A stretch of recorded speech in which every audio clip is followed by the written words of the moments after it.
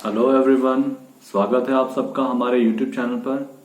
आज मैं MA semester 1 के पेपर FC1 से आज यूनिट 4 FC1 जिसका नाम है प्रिंसिपल ऑफ हिस्ट्री से यूनिट 4 से एक टॉपिक आप लोगों के सामने रखूंगा। उस टॉपिक का नाम है कॉजन थ्योरी। ठीक है, कॉजन को हम लोग हिंदी में कार्यकरण अथवा कारणत्व का सिद्धांत भी कह सकते हैं। तो इस विषय को शुरू करने से पहले सबसे पहले मैं इस विषय के बारे में कुछ आपसे शेयर करना चाहूंगा। ये जो कारणत्व है या फिर कार्यकरण है अथवा कॉजन के नाम से जाना जाता है, इसका मतलब क्या होता है? इसका तात्पर्य सीधी तरीके से हम यह कह सकते हैं कि कोई भी घटना जो होती है वो किसी कारण के निमित्त घटित होती है। इतिहास में हर घटना का कोई ना कोई कारण होता है और उसी घटना के कारण कोई अगली घटना घटित होती है।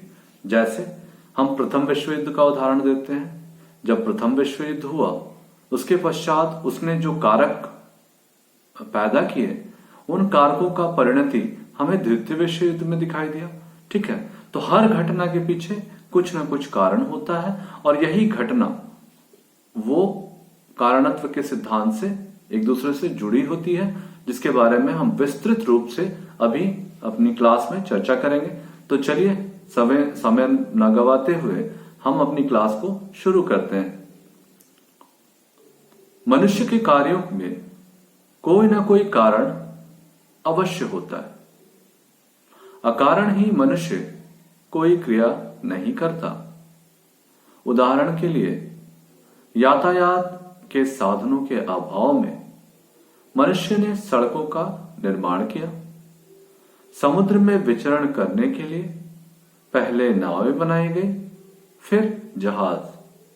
अतः स्पष्ट है कि इतिहास के निर्माण में कारण तत्व अधिक महत्वपूर्ण होता है। ठीक है, कॉलिंगवुड का मत है कि कारण वह प्रमुख तत्व है जो मानव को कार्य करने के लिए प्रेरित, प्रोत्साहित और बाध्य करता है। कार ने भी लिखा है, इतिहासकार कार ने लिखा है कि इतिहास का अध्ययन कारणों की खोज है। इतिहास द्वारा अतीत की घटनाओं के परोक्ष में कारणों की खोज कर एकमात्र उद्देश्य यही है कि वर्तमान का निर्माण अतीत की नींव पर हुआ है। इस प्रकार वर्तमान का कारण अतीत है।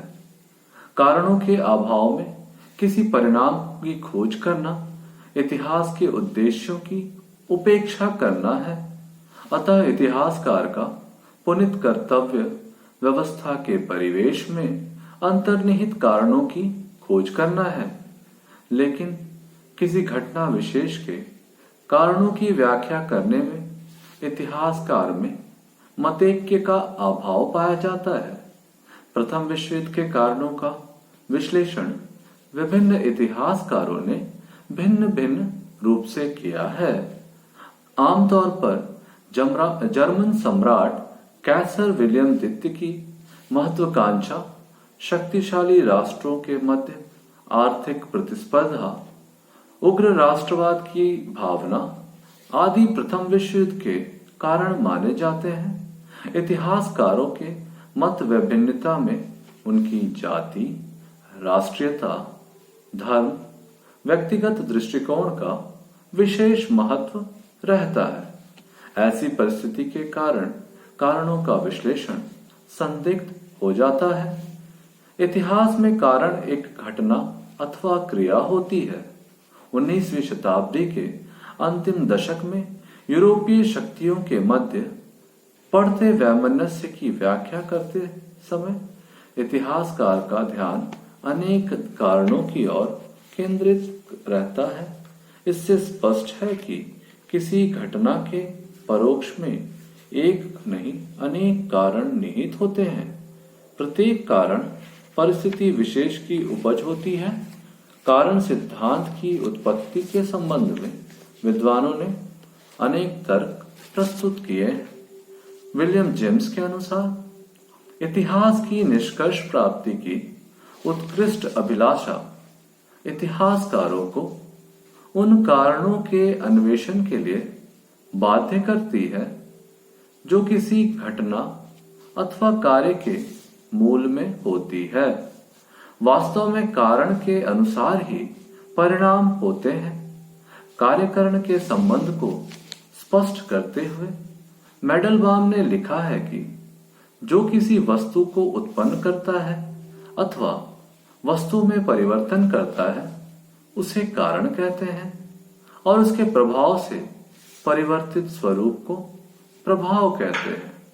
यदि इतिहास अतीत में मानवीय कार्यों का अध्ययन है तो निश्चित रूप से इतिहासकार का पुनीत कर्तव्य है कि वह कारणों की व्याख्या में बाह्य एवं अभ्यंतर पक्षों पर भी ध्यान दे, क्योंकि मनुष्य का कार्य बाहरी तथा अभ्यंतर प्रभावों का परिणाम होता है। उदाहरण के लिए सम्राट अकबर की राजपूत नीति और धार्मिक नीति के कारणों की व्याख्या करते समय इतिहासकार अपने को अकबर की परिस्थिति में रखकर उसी के रूप में समस्याओं पर विचार करता है। परिस्थितियां बाह्य पक्ष होती हैं। अकबर की भावनाओं की अनुभूति कारण का अभ्यंतर पक्ष होता है। अब हम इतिहास में कारण की अवधारणा का पता लगाएंगे कि उसकी क्या अवधारणा होती है। ठीक है, अरस्तु ने कार्यकरण के संबंध को स्पष्ट करने का प्रयास किया है। उनका मत था कि कारणों के अभाव में किसी घटना अथवा कार्य का होना संभव नहीं है। इतिहास के प्रणेता हेरोडोटस ने भी कार्यकरण संबंध को मान्यता दिया है।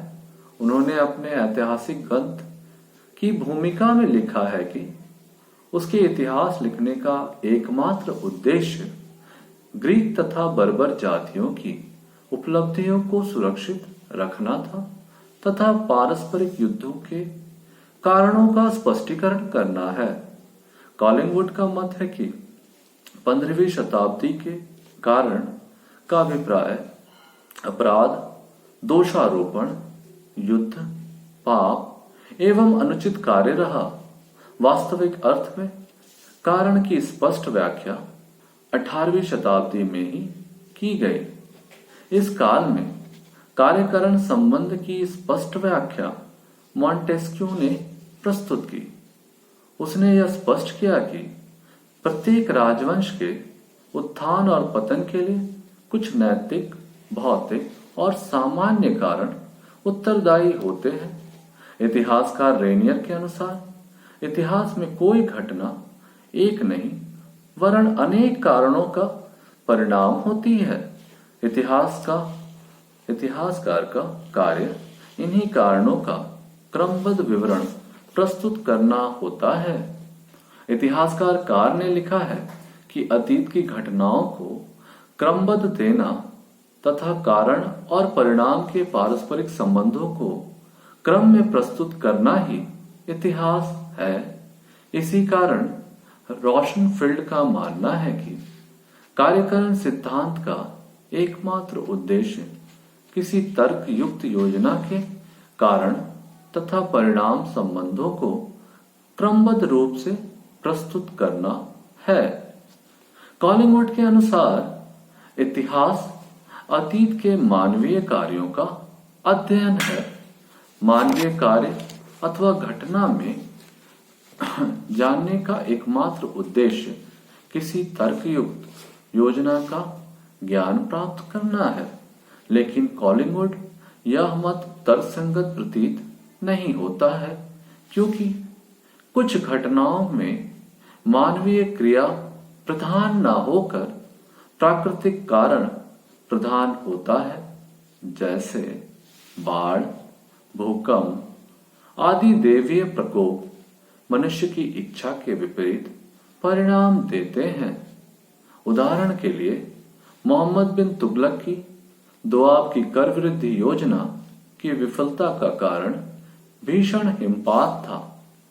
सिंधु सभ्यता के विनाश का कारण संभवतः भूकंप था। अतः इतिहासकार को ऐतिहासिक शोध में घटनाओं को प्रभावित करने वाले समस्त अनिवार्य कारणों की व्याख्या करनी चाहिए।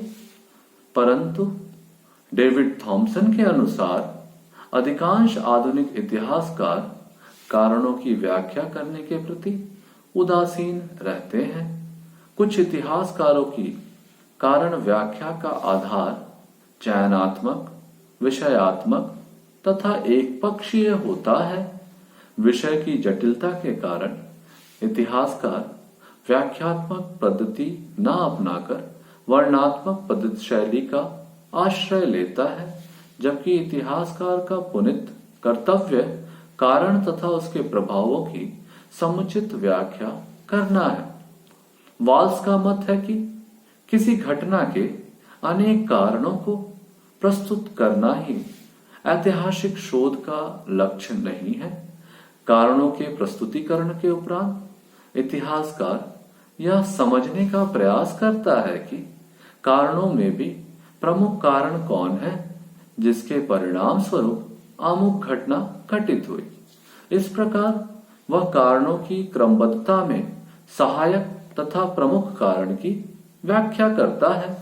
उदाहरण के लिए प्रथम विश्व युद्ध के कारणों की नींव तो तभी पड़ गई थी जबकि बिस्मार्क ने फ्रांस के अल्सेस व लॉरेन प्रदेश पर अधिकार कर लिया था, परंतु इसके बाद की भी घटनाओं का क्रम जारी रहा।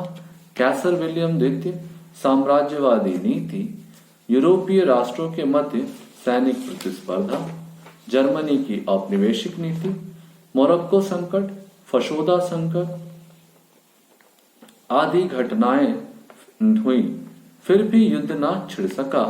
परंतु ऑस्ट्रिया के राजकुमार फर्डिनेंड की सैराजेवो में हत्या हो जाने के बाद प्रथम विश्व युद्ध आरंभ हो गया। अतः सैराजेवो हत्याकांड को हम प्रथम विश्व युद्ध का तात्कालिक या मूल कारण मान सकते हैं। इस प्रकार के कारणों में एक प्रधान कारण होता है जिसे हम मूल कारण कहते हैं, या अन्य कारण सहायक है। इतिहासकार कारणों की क्रमबद्धता को निश्चित करता है। अब हमें इतिहास में नियतिवाद को समझना है कि नियतिवाद किस प्रकार कार्यकरण को प्रभावित करती है। नियतिवाद एक आस्था है या विश्वास है। इसके अनुसार यह समझ लिया जाता है कि जो कुछ घटित होता है उसके एक या अनेक कारण होते हैं और वह किसी कारण अथवा कारणों से भिन्न हुए बिना भिन्न भिन्न तरीके से घटित नहीं हो सकता। इस प्रकार नियतिवाद इतिहास की ही नहीं बल्कि संपूर्ण मानव व्यवहार की समस्या है। पापर का मत है कि मानवीय कार्य व्यवहार में सब कुछ संभव है, लेकिन पापर ने इस मत को तर्कहीन और भ्रामक बताते हुए कहते हैं कि इतिहास के अध्ययन का अभिप्राय अतीत की मानवीय कार्यों तथा उपलब्धियों का अध्ययन करना होता है। मैडलबाम का कहना है कि मानवीय मस्तिष्क की प्रक्रियाएं ऐतिहासिक ज्ञान में निहित है। कॉलिंगवुड भी इतिहास को अतीत संबंधी मानवीय कार्यों का अध्ययन मानते हैं। अतः इतिहासकार को चाहिए कि वह मानवीय व्यवहार के कारणों का अन्वेषण करे। मैडलबाम ने नियतिवाद का समर्थन किया है। उनका मत है कि विश्व की ऐतिहासिक घटना नियति का परिणाम है। एक कारण दूसरे से संबंधित होता है। यह सार्वभौमिक नियम है कि प्रत्येक घटना या मानवीय कार्य व्यवहार कारणों की नियति का परिणाम है। अब नियति के पश्चात हम इतिहास में संयोगों की चर्चा करेंगे कि संयोग किस प्रकार से कार्यकरण को प्रभावित करता है। तो इतिहासकार का मत है कि इतिहास कम या अधिक संयोगों का ही अध्ययन है। घटनाओं का ऐसा क्रम जिसका निर्णय संयोग करते हैं, उनका कारण अत्यंत सामान्य होता है। उदाहरण के लिए एक्टियम के युद्ध का परिणाम पूर्व निर्धारित कारणों का परिणाम न होकर क्लियोपेट्रा के प्रति एंटोनी का आकर्षण बताया गया है। 1920 में यूनान के सम्राट अलेक्जेंडर की मृत्यु पालतू बंदर के काट लेने से हुई और तभी से यूनान में विनाश के बादल छा गए और अनेक दुर्घटनाओं में 2.5 लाख यूनानी मारे गए। इसी प्रकार भारतीय इतिहासकारों ने इतिहास में संयोग के प्रभाव को प्रधानता को स्वीकार किया है।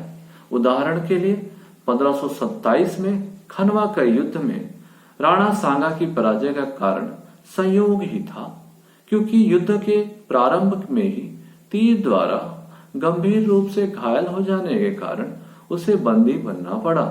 1545 ईस्वी में कालिंजर के विजय के समय संयोगवश गोला हाथ में फट जाने के कारण शेरशाह की मृत्यु हो गई और उसकी मृत्यु के उपरांत भारतीय इतिहास के एक नए युग का सूत्रपात हुआ। ठीक है।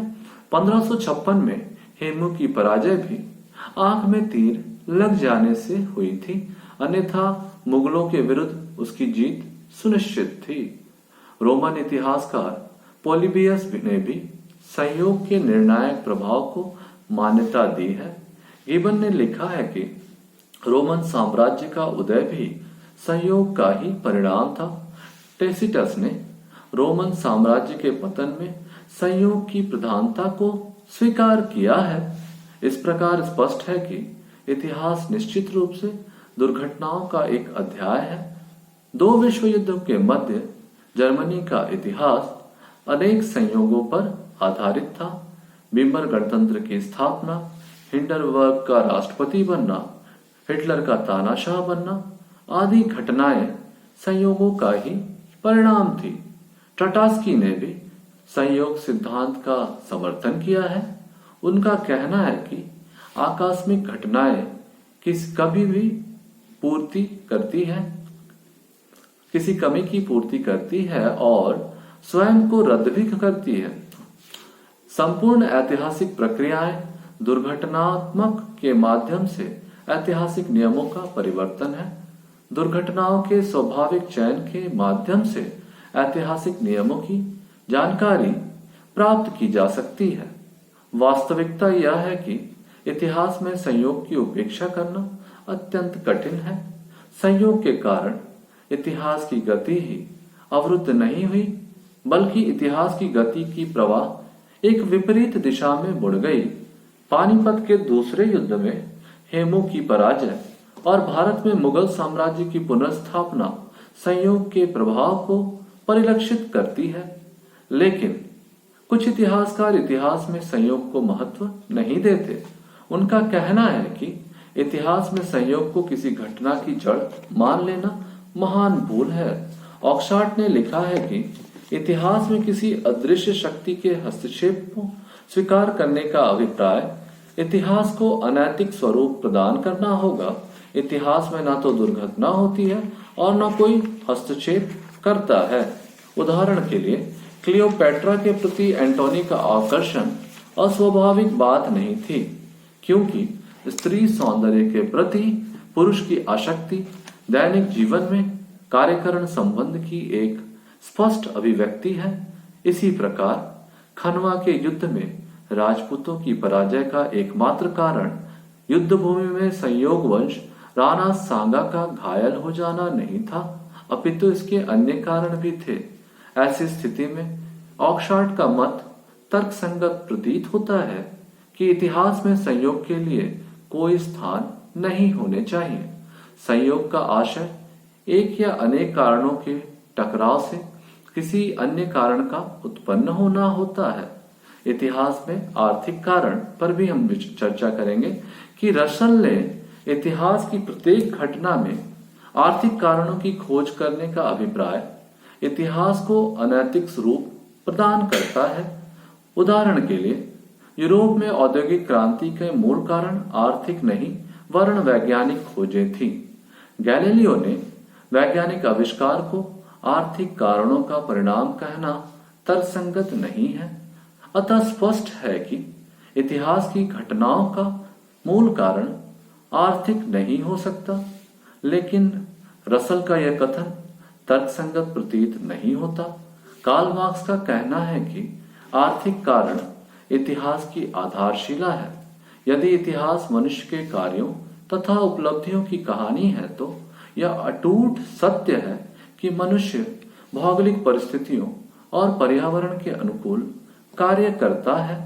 अतः यह कहा जा सकता है कि मनुष्य के कार्यों का कारण भौगोलिक परिस्थितियां तथा पर्यावरण होती हैं। मानवीय इतिहास इन्हीं कार्यों का परिणाम है। इतिहास के पृष्ठों को देखने से पता चलता है कि बौद्धिक, राजनीतिक, सामाजिक और वैज्ञानिक क्रांतियों का नेतृत्व आर्थिक कारणों ने ही किया। यूरोप की औद्योगिक क्रांति, फ्रांसीसी क्रांति, रूसी क्रांति की पृष्ठभूमि आर्थिक कारणों ने ही निर्मित की थी। कार्ल मार्क्स का मत है कि आर्थिक आवश्यकताओं ने यूरोपीय नाविकों को विश्व के अन्य भागों की खोज करने के लिए बाध्य किया। मध्य एशिया के इतिहास में मंगोलों के विनाशकारी आक्रमणों का वास्तविक ध्येय आर्थिक लाभ ही था। शासकों की आर्थिक संपन्नता ही उन्हें साम्राज्यवादी बना देती है। इटली में मुसोलिनी और जर्मनी में हिटलर का अभ्युदय भी आर्थिक कारणों का ही परिणाम था। इसी प्रकार दो विश्व युद्धों के अनेक कारणों के मूल कारण आर्थिक कारण ही बताए गए हैं। अब हम कारणवाद तथा ऐतिहासिक व्याख्या की चर्चा करेंगे। इसमें संदेह नहीं है कि किसी ऐतिहासिक घटना के एक नहीं अनेक कारण होते हैं, लेकिन इतिहासकार की दूरदर्शिता पर निर्भर करता है कि वह बिना किस क्रमबद्धता के आधार पर कारणों का विश्लेषण करे। प्रत्येक इतिहासकार अपने व्यक्तिगत दृष्टिकोण के आधार पर कारणों को सार्थकता को सिद्ध करता है। कारणों के विश्लेषण में इतिहासकार की जाति, क्षेत्रीयता, राष्ट्रीयता, धर्म आदि महत्वपूर्ण प्रभाव डालते हैं। कारण और इतिहास में संबंध। वस्तुतः कारण एक ऐतिहासिक तथ्य है, इसलिए इतिहासकार तथा कारण का उतना ही घनिष्ठ संबंध है जितना इतिहासकार का तथ्य के साथ। जिस प्रकार तथ्य के अभाव में इतिहासकार अक्षम है और इतिहासकार के बिना तथ्य निर्जीव होता है, उसी प्रकार कारण और इतिहासकार का घनिष्ठ संबंध होता है। इतिहास के निर्माण का आधार इतिहासकार द्वारा तथ्यों को क्रमबद्धता रखना है। इतिहासकार द्वारा प्रमाणित सामान्य तथ्य भी ऐतिहासिक तथ्य बन जाता है। कारणों के प्रति इतिहासकार का यही दृष्टिकोण इतिहास की प्रक्रिया में क्रियाशील होता है। इस प्रकार इतिहास